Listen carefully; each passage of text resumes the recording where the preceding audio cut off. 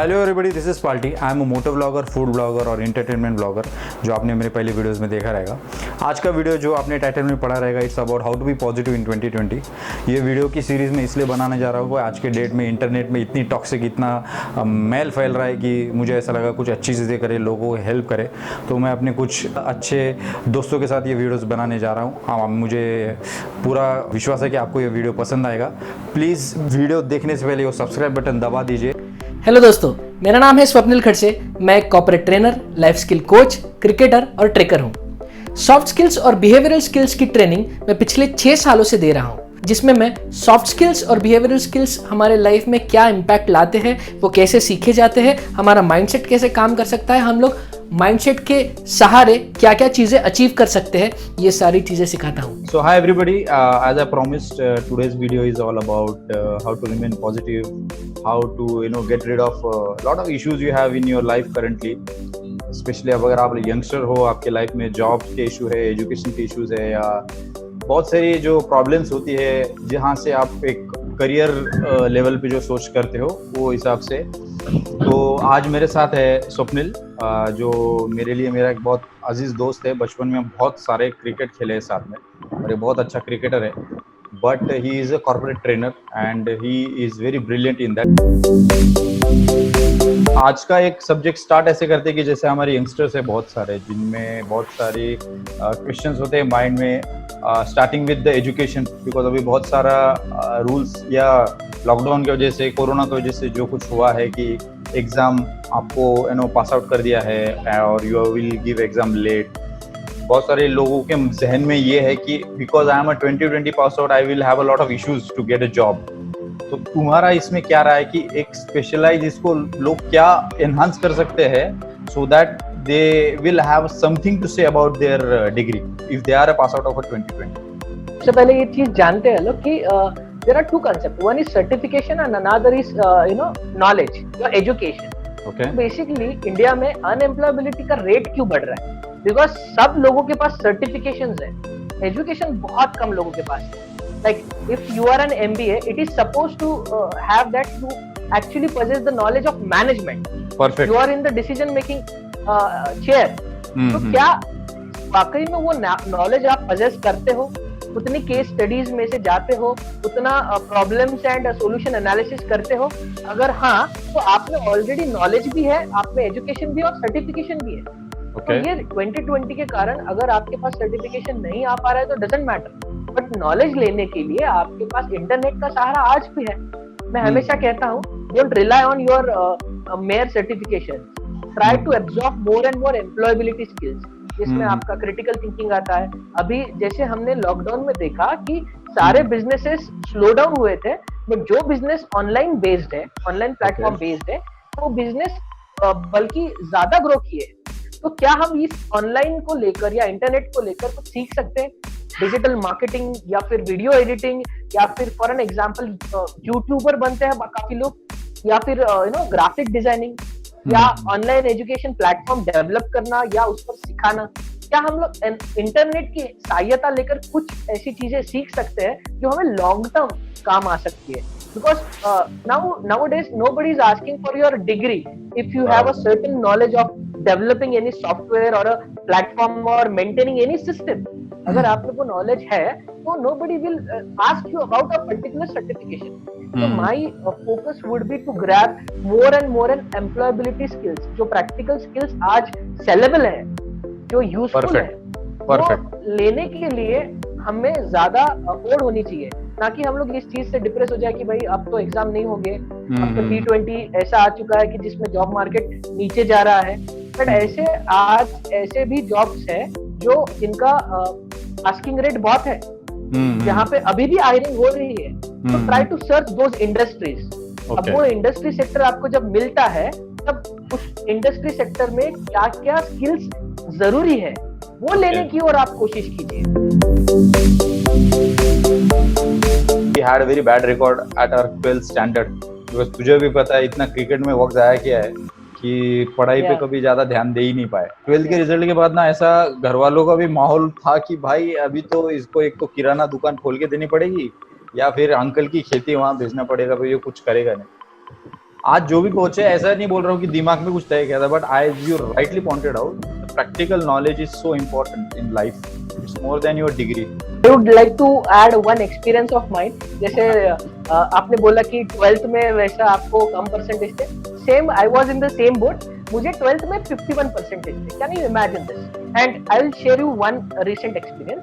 जो अभी recent 12th के रिजल्ट लगे थे, उस 12th रिजल्ट के बाद मुझे बकायदा चीफ गेस्ट बुलाया गया, जो लोगों को हाईएस्ट परसेंटेज मिले हैं उनका ऑनर करने के लिए, सत्कार करने के लिए. तो मेरे स्पीच में मैंने यही कहा कि ऐसा एक बंदा आपका सत्कार कर रहा है जिसे केवल 51 थे, और मैं जिस बंदे का सत्कार कर रहा हूँ उसे 99 पॉइंट समथिंग परसेंटेज थे. तो later I told them, and मैं अपने व्यूअर्स को भी ये बताना चाहूंगा कि यार ये पता, मतलब इससे फर्क नहीं पड़ता कि आपको परसेंटेज कितना मिल रहे हैं. परफेक्ट. मैंने केवल एक स्किल सीखा, that is communication, public speaking and training.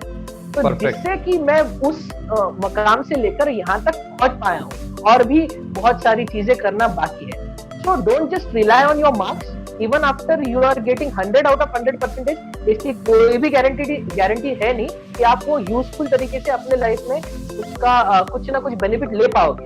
तो वैसे ही आपको कम परसेंटेज है तो उससे भी कुछ लॉस होने वाला है नहीं.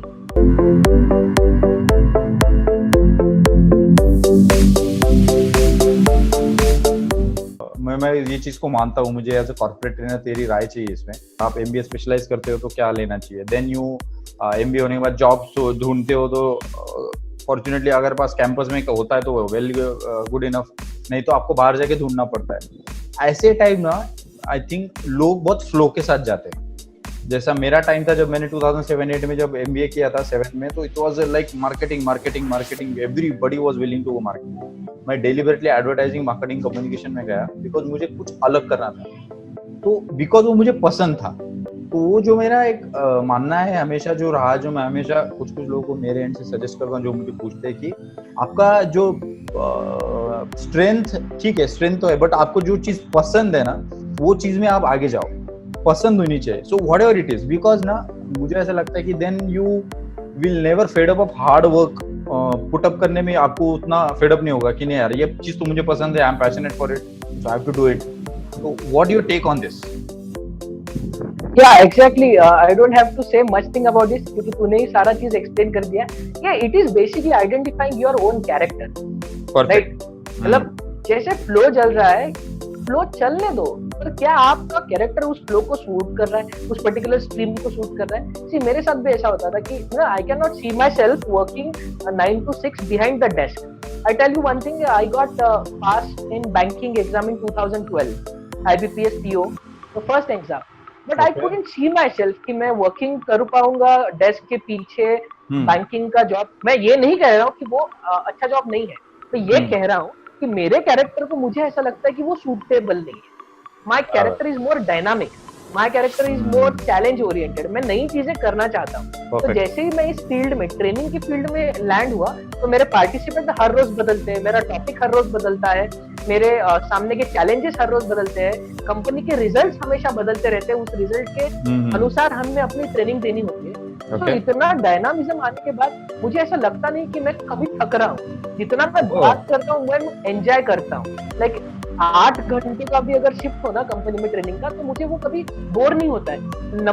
डे 1 और 1 मिनट का जो मेरा इंटेंसिटी और एनर्जी होता है, वही मेरा लास्ट मिनट का एनर्जी और इंटेंसिटी होता है. और आज प्रोफेशन में यही हो रहा है. आलो, बहुत लोग डिप्रेस अपने अच्छा कमाने के बावजूद वो किसी प्रोफेशन में खुश क्यों नहीं है, क्योंकि उनको कैरेक्टर के हिसाब से वो प्रोफेशन उन्हें चूज नहीं किया.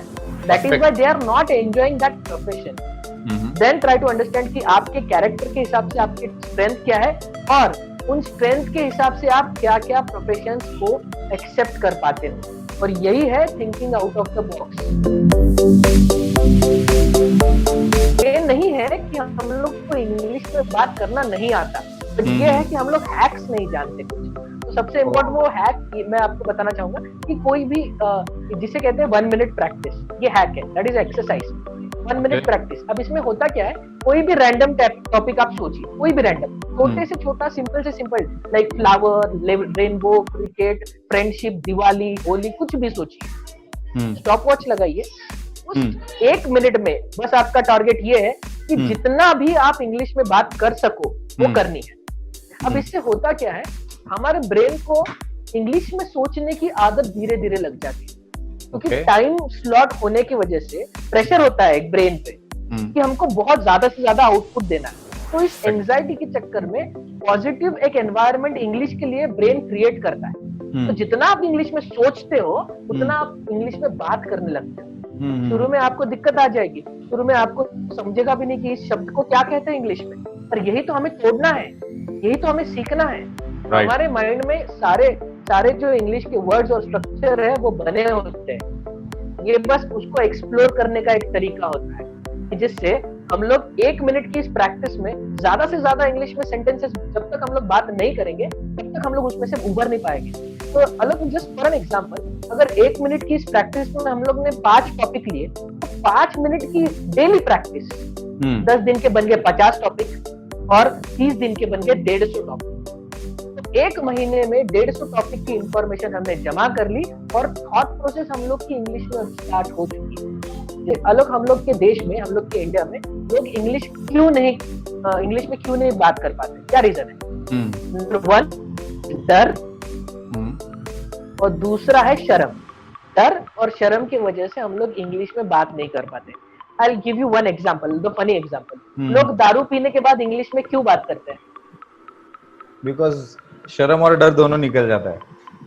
दोनों निकल जाते हैं। इसका मतलब हमें इंग्लिश में बात करना आता है, हमें अपने डर और हमें अपनी शर्म पे काम करना पड़ेगा। Face it, your fear will go of and prepare, your शर्म विल गो ऑफ। तो ये 2 तरीके और 1 मिनट प्रैक्टिस से बहुत जल्दी लोग इंग्लिश में बात कर सकते हैं। मैंने बहुत मेरे ट्रेनिंग पार्टिसिपेंट्स ऐसे देखे कि जो ये चीजें इम्प्लीमेंट करने के बाद तुरंत इंग्लिश में बात करना सीख चुके हैं। Somebody is getting into job or somebody is struggling, जो स्ट्रगलर है, उनका एजुकेशन बैकग्राउंड अच्छा नहीं है, वो are really thought a thinking कि भाई अब मैं कैसा आगे जाऊँ, मेरा ना एजुकेशन अच्छा हो सकता है, जॉब कैसे मिलेगा। तो उन्होंने किस तरीके की क्या क्या चीजें कर सकते हैं so that can be a very positive thing for them.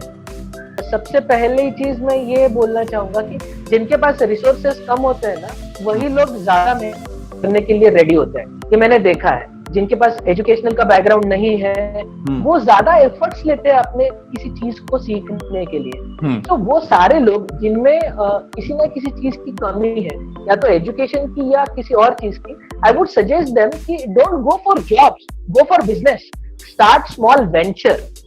और आज की दुनिया में see we are not citizens anymore, we are globizens. With the help of internet आपका प्रोडक्ट आप दुनिया के किसी भी कोने में पहुंचा सकते हो। और इंटरनेट का ये रिवोल्यूशन हमने ये लॉकडाउन के पीरियड में देख चुके हैं। तो जिनके पास रिसोर्सेस कम है, या तो वो इसी चीज से सीख सकते हैं या फिर कॉमन सेंस यूज करके अपना बिजनेस छोटे तरीके से स्टार्ट कर सकते हैं। Dhirubhai Ambani was the great example in front of us कि जिन्होंने रिसोर्सेस की कमी होने के बावजूद इतना बड़ा एम्पायर खड़ा कर सके। तो मैं हमेशा एक चीज समझता हूँ वालों कि आपके पास कोई भी रिसोर्सेस चाहे हो या ना हो, एक चीज आप में जरूर होनी चाहिए, that is zeal to success. आप में इंटेंसिटी होनी चाहिए सफलता प्राप्त करने की, आप स्ट्रगल भी एंजॉय कर पाओगे। आज हम लोग देखते हैं नवाजुद्दीन सिद्दीकी, वो उसके स्ट्रगल की वजह से पहचाना जाता है कि उसका स्ट्रगल इतना दमदार था ना, तो आज उसका सक्सेस उतना एंजॉय कर पा रहा है। उसके पास तो ना चेहरा है, ना अच्छी फिजिक है, ना किसी गॉडफादर का हाथ है, और ना ही बेसिक फाइनेंशियल सपोर्ट क्या लेवल पे काम कर रहा है हम लोग दे पा रहे हैं। तो उससे बेहतर तो हम लोग आज है अपनी फील्ड में। ये बेसिक चीज है, पर उसके जैसी इच्छा शक्ति, उसके जैसी इंटेंसिटी और उसके जैसी एफर्ट लेने की तैयारी क्या हम में है, ये सबसे पहला सवाल हमने खुद को पूछना चाहिए। अगर हाँ, तो आप कोई भी चैलेंजेस, कोई भी स्ट्रगल को पार करके सफल जरूर हो सकते हो।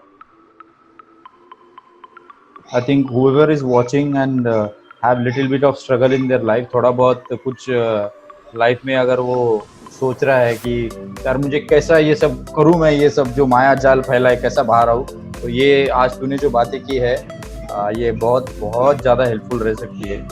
And I would like to really thank you so much for coming to this my platform, और जहाँ पे तूने लोगों को ये इस तरीके की सलाह दिया है। So thank you so much for connecting everyone. आपने यहाँ तक देख लिया तो प्लीज़ इसको एक लाइक और एक सब्सक्राइब का बटन दबाए बिना मत जाना। मैं नहीं चाहता कि आपने यहाँ तक देखा है तो मेरा कोई भी वीडियो फ्यूचर में मिस करो। और आपकी सहायता के लिए मैंने YouTube का एक चैनल बनाया है ज़ील टू स्किल ये नाम से, जिसमें मैं सॉफ्ट स्किल्स और बिहेवियरल स्किल्स की रिलेटेड कुछ वीडियोस आप तक पहुंचाता रहूंगा। तो मेक श्योर आप उसे सब्सक्राइब कीजिए। आप मुझे इंस्टाग्राम पर फॉलो कर सकते हैं, मेरा हैंडल नेम है trainer_स्वप्निल। मुझे लिंक्डइन पर आप कनेक्ट हो सकते हैं स्वप्निल खट से, ये मेरा वहाँ पे यूज़र नेम है। फेसबुक पर भी मेरा सेम यूज़र नेम है। आप मुझे ईमेल कर सकते हैं आपकी कुछ अगर क्वेरी हो, या फिर मुझे इंस्टाग्राम पे आप DM कर सकते हैं। सो मेरे साथ बने रहिए, मुझसे जुड़िए।